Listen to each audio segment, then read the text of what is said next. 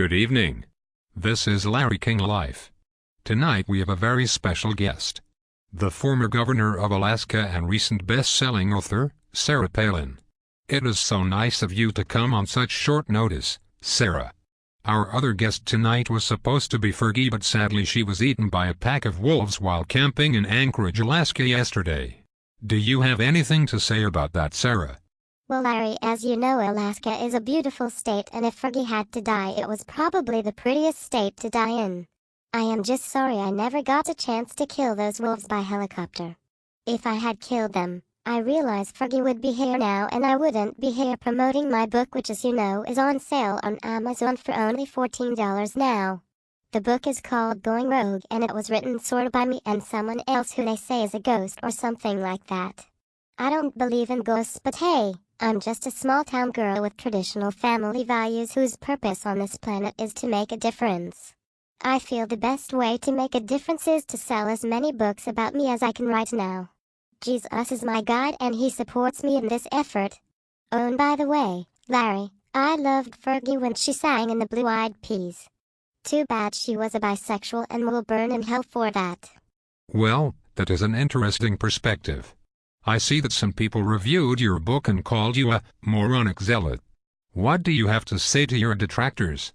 Larry, I don't have anything to say to detractors. I just use them to farm the soil and grow wholesome all-American grain like corn and wheat. None of that foreign soybean stuff for me. Oh, and one more thing about Fergie. I guess God works in strange and wonderful ways sometimes, because I am here now because Fergie died because of wolves eating her in my state. I guess that means that wolves aren't all bad then.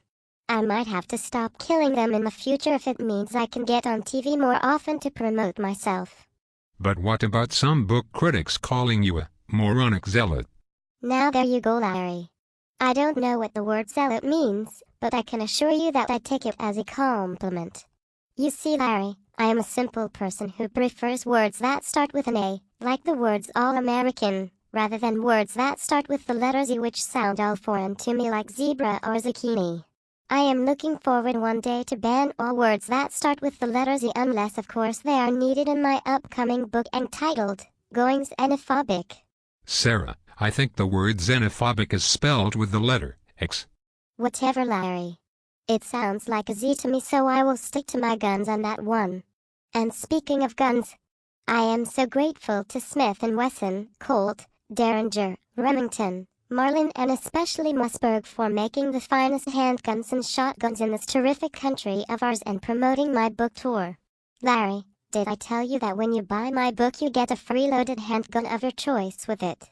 It is great cause sometimes people really react badly when they see someone carrying my book on the streets or on the bus, and this way the buyer of my book has protection from the liberal media elite that prevent me from espousing my views on TV. But Sarah, you are on TV right now espousing your views and no one is stopping you. Well, Larry, that's because I am packing heat right now under this Formica desk of yours. You really don't want to piss me off, Larry, and cut short this interview. Oh, and Larry, you are Jewish, right? You sort of look Jewish to me. Where are you going with this, Sarah? Oh, Larry, don't get nervous. I just want to say that Todd and I would like to offer our best wishes to the Jewish community as they celebrate Hanukkah. Known as the Festival of Lights, Hanukkah commemorates the 8-day miracle that took place when the temple in Jerusalem was rededicated.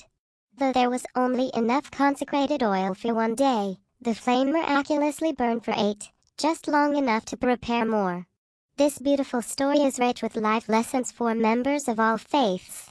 With hope and dedication nothing is impossible, and the Almighty never abandons those who seek light.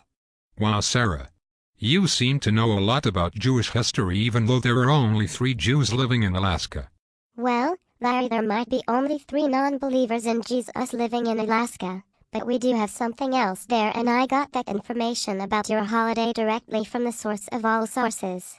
You are of course referring to the Bible, correct, Sarah? No, silly. I am talking about Wikipedia. The Bible doesn't say anything about Hanukkah, at least not the parts that I read. Well, we have to take a commercial break right now for Nike, Tag Heuer and Accenture, whatever that is. We will be back with more Sarah Palin, and we will discuss with Sarah the latest gossip about Tiger Woods and how his corporate sponsors, Nike, Tag Heuer and Accenture, are going to go rogue, so to speak, on his ass. Stay tuned.